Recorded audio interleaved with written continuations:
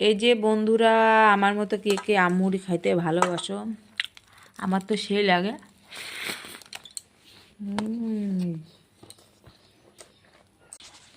গামলা নিয়ে খেতে বসে গেছে একদম।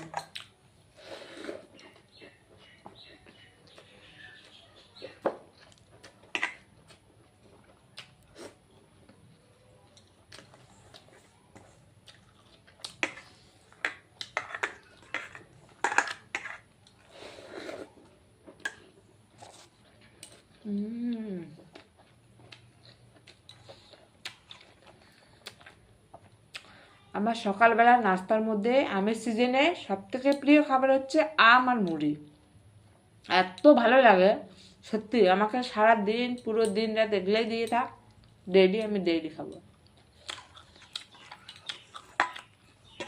আর আমার মেয়েও এখনই আম খেতে খুব ভালোবাসে। আম খেতে তো সবাই ভালোবাসে।